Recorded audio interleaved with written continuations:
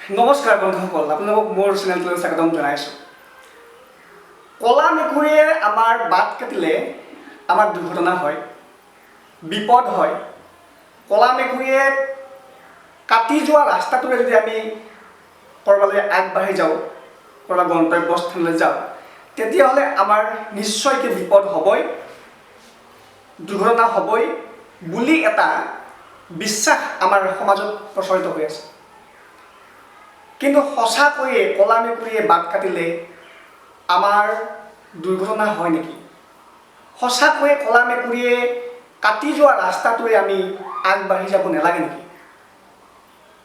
এই বিষয়ে মই আজি আপোনালোকৰ সন্মুখত কথা পাতিম।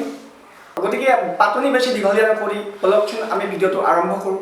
যদি আপোনালোকে ভিডিঅ'টো চাই ভাল পায়, লাইক কৰিব, শ্বেয়াৰ কৰিব, আৰু মোৰ চেনেলটো আপুনি নতুনকৈ আহিছে, ছাবস্ক্ৰাইব নিশ্চয় কৰিব।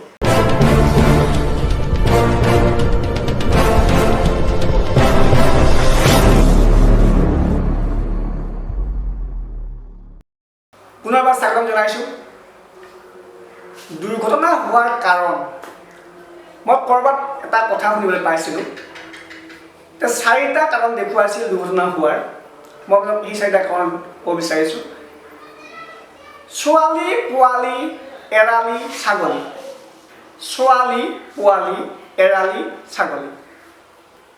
এই ছোৱালী, গাড়ী আপুনি চলাই গৈ আছে, যদি ওচৰৰে ছোৱালী গৈ যায় আৰু ছোৱালীৰ ফালে যদি আপোনাৰ মনটো অলপ হ'লেও গুচি যায় আৰু গাড়ী চলোৱাৰ পৰা মনোযোগটো আপোনাৰ বেলেগ ফালে ডাইভাৰ্ট হৈ গ'ল, তেতিয়াহ'লে আপোনাৰ দুৰ্ঘটনা হোৱাৰ আশংকা থাকে।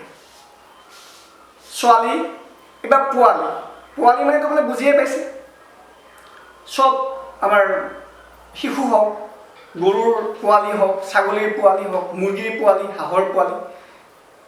পোৱালি য'তে দেখা পায়, বহুত আগৰ পৰা আমি গাড়ীখন সাৱধানে চলোৱা উচিত।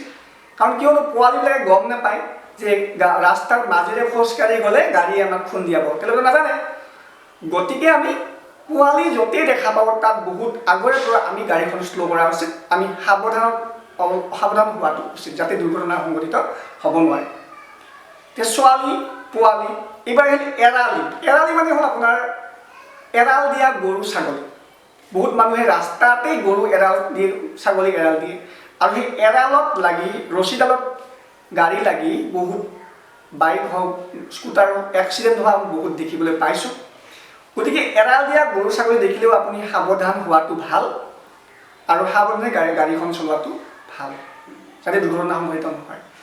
এইবাৰ আহিছোঁ ছোৱালী, পোৱালি, এৰালি, ছাগলী। ছাগলীটো অলপ বেলেগকৈ ৰাখিছে।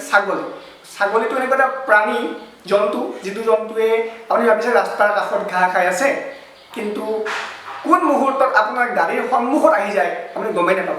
গতিকে ছাগলী দেখিলেই আপুনি গাড়ীখন শ্ল' কৰাটো ভাল, গাড়ীখন সাৱধানেৰে চলোৱাটো আপুনি ভাল। গতিকে এই 4টা দুৰ্ঘটনাৰ কাৰণ। এই 4টাৰ উপৰি মই আৰু এটা ইয়াৰ লগত সংযোগ কৰিছোঁ, এইটো হ'ল মদ্যপান। আজিকালি বেছিভাগ দুৰ্ঘটনাই হ'ল মদ্যপানৰ কাৰণে। অত্যধিক মদ্যপানৰ ফলত গাড়ীৰ আমাৰ নিয়ন্ত্ৰণ নাথাকে, গাড়ীৰ নিয়ন্ত্ৰণ আমি হেৰুৱাই পেলাওঁ, আৰু যাৰ ফলত দুৰ্ঘটনা সংঘটিত হয়। গতিকে মদ্যপানটো এটা অন্যতম কাৰণ। গতিকে এতিয়া আহিছোঁ মই, কলা মেকুৰীয়ে আমাৰ ৰাস্তা কাটিলে আমাৰ দুৰ্ঘটনা হয় নেকি? এইখিনি মই আপোনাক এটা প্ৰশ্ন কৰিব বিচাৰিছোঁ। যদি কলা মেকুৰীয়ে ৰাস্তা কাটিলে দুৰ্ঘটনা হয়, এতিয়া যিমান সোপা মানুহৰ দুৰ্ঘটনা ঘটি আছে, দুৰ্ঘটনাত মানুহৰ মৃত্যু হৈ আছে, চববিলাকে কি কলা মেকুৰীয়ে কটাৰ কাৰণে হৈছে? তাৰমানে আমি এইটো গম পাওঁ যে কলা মেকুৰীয়ে নাকাটিলেও আমাৰ দুৰ্ঘটনা হ'ব পাৰে। কিন্তু বিশ্বাস এটা আছে যে কলা মেকুৰীয়ে বাট কাটিলে আমাৰ হেনো দুৰ্ঘটনা হয়, বা সেই ৰাস্তাটোত আমি যাব নালাগে, বেলেগ ৰাস্তাৰে যাব লাগে। সেই ৰাস্তাটো কলা মেকুৰীয়ে যদি বাট কাটি যায়, আপুনি তাত আমি ৰ'ব লাগে, কিছু সময় ৰ'ব লাগে, আমি ৰৈ বা 3 খোজ বা 4 খোজ পিছুৱাই আহিব লাগে। আচলতে এইটো এটা অন্ধবিশ্বাস। কাৰণ মই আপোনাক কৈছোঁ, কলা মেকুৰীটো আমাৰ ভাৰতবৰ্ষত হয়তো এটা অশুভ শক্তি বুলি মানিব পাৰে, কিন্তু জাপানত কলা মেকুৰীক এটা সৌভাগ্যৰ প্ৰতীক হিচাপে সিহঁতে মানে গণ্য কৰে। কলা মেকুৰী দেখিলে সেইদিনাখন লাকি দিন বুলি ভাগ্যশালী দিন বুলি সিহঁতে মানে মানি লয়। কিন্তু আমাৰ ভাৰতবৰ্ষত ক'লা মেকুৰীক এটা অশুভ শক্তি বুলি মানে মানুহৰ মনত সোমোৱাই থৈছে। কিন্তু জাপানত সেইটো এটা ভাগ্যৰ প্ৰতীক বুলিহে তেওঁলোকে বিশ্বাস কৰে। ক'লা মেকুৰী যদি ক'ৰবাত যাতে দেখিবলৈ পায়, তেওঁলোকৰ সেইদিনাখন দিনটো বহুত ভাল বুলি মানে মানি লয়। তো আৰু এটা কাৰণ থাকিব পাৰে, এইটো প্ৰাচীন মানে অতীজৰে পৰা, কাৰণ আগতে এতিয়াই গাড়ী মটৰ চলিছে, আগতে গাড়ী মটৰ নাছিলে। গতিকে ঘোঁৰাৰ গাড়ী, গৰুৰ গাড়ী এইবিলাকে মানে এঠাইৰ পৰা আন ঠাইলৈ অহা যোৱা কৰিছে, আৰু ৰাতিও অহা যোৱা কৰিছে। গতিকে আৰু ৰাস্তা ঘাট সেনেকুৱা নাছিল, জংঘল আছিল। গৰুৰ গাড়ী, ঘোঁৰাৰ গাড়ী যেতিয়া ৰাতি চলি যাই থাকিব আৰু মেকুৰী যেতিয়া সন্মুখত আহি যাব, তেতিয়া মেকুৰীটোক ঘোঁৰা বা গৰু দেখা নাপায়, মেকুৰীৰ চকুকেইটা দেখা পায়।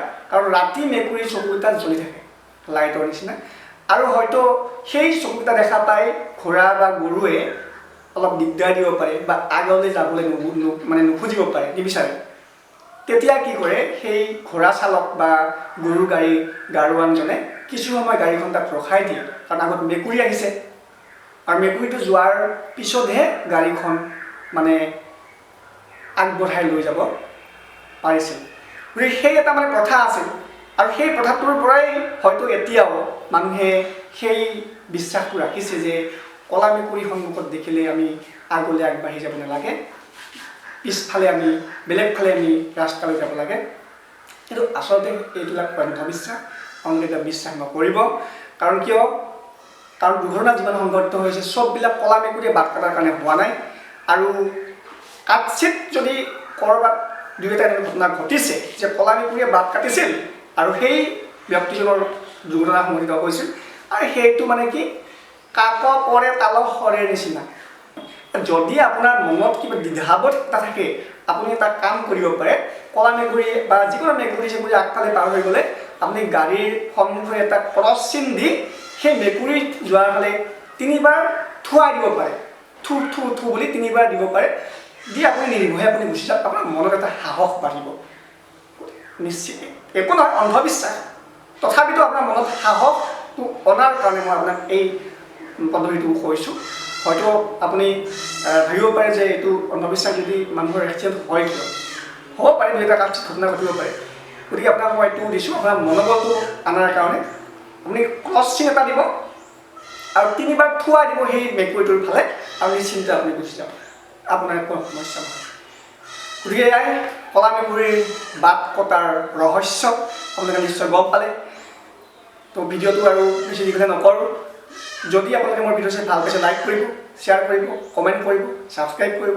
আজিলৈ এৰিছোঁ, ধন্যবাদ।